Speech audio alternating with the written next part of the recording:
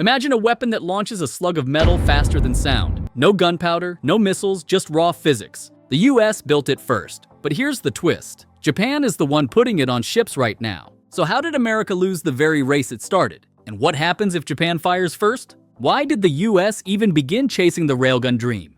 The answer starts in the Cold War. Back in the 1980s, the Army Research Laboratory began pouring resources into exotic ideas: plasma weapons, electromagnetic accelerators, and of course, railguns. They believed that raw electrical energy could replace traditional explosives, making ammunition lighter, cheaper, and far deadlier. By 1984, tests at the University of Texas at Austin hurled tungsten slugs at megajoule energies, powerful enough to pierce through modern tank armor. For the first time, the concept wasn't fantasy. So why didn't it appear on battlefields? Because the Army quickly hit walls. The barrels wore out after a handful of shots. Power supplies the size of trucks were needed just to fire once, and ground forces couldn't carry the megawatts required to sustain fire. The vision was right, but the platform was wrong. So who picked it up next? The US Navy. By the early 2000s, the Navy saw an opportunity. Ships already generated massive electrical power, and future destroyers were being designed with even more. If any branch could tame the railgun, it was them.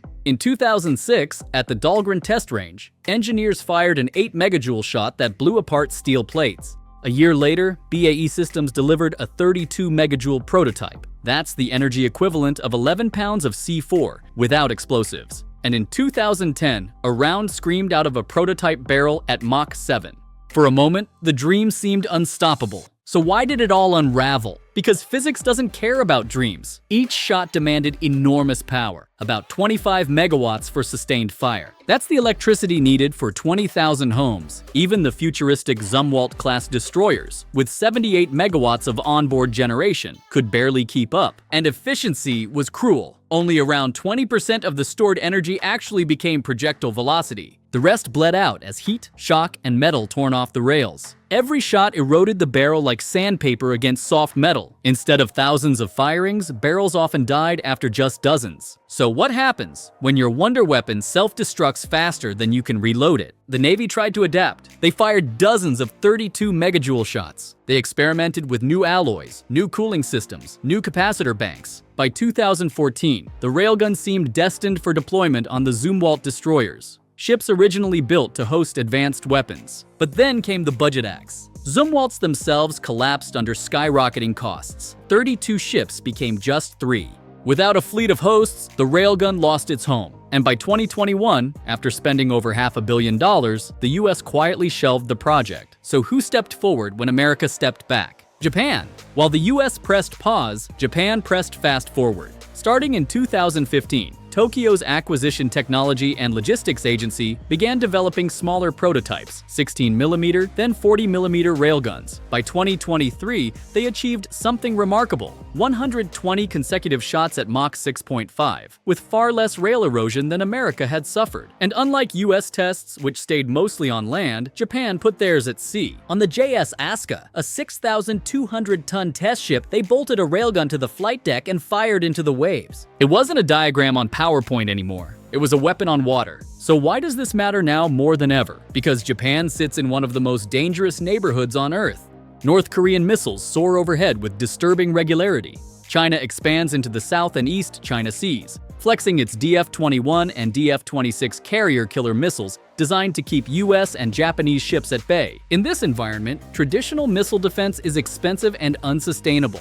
A single interceptor can cost over $1 million. But a railgun slug? Roughly $25,000. Still not pocket change, but dramatically cheaper. Imagine facing swarms of incoming missiles. Would you rather defend with million-dollar interceptors or with a magazine full of cheap Mach 7 darts? That's why for Tokyo, the railgun isn't just futuristic, it's survival. So why didn't Washington stay the course? Because America shifted its bets. Hypersonic glide vehicles, directed energy lasers, drone swarms. Each promised results sooner than the stubborn railgun. And with limited budgets, the Navy chose good enough today over perfect tomorrow. But was that the right call? Picture a future crisis. A Chinese missile salvo streaks toward a Japanese destroyer. Instead of expending million-dollar interceptors, the ship unleashes a barrage of electromagnetic slugs. No smoke, no trail, no warning, just raw physics intercepting hypersonic warheads. Suddenly, defense becomes affordable. Suddenly, offense becomes uncertain. And suddenly, the balance of deterrence tips. So is America watching its own invention become Japan's shield? Here's where it gets even stranger. Japan and the US are allies. Tokyo has already invited American contractors to collaborate. Officials have even floated joint development programs with Europe. So could the US sneak back into the race through partnership? It's possible. But ask yourself this. When the history books record who first fielded a working railgun at sea, will the credit belong to America or to Japan? And what about the weaknesses still unsolved? Because the railgun's beauty hides brutal challenges. Capacitor banks the size of shipping containers are still needed. Heat management after rapid fire remains unsolved. Accuracy at hundreds of miles depends on guidance that doesn't yet exist. Could Japan alone solve all of this? Or will alliances, ironically, become the only way to field a weapon once meant to guarantee independence?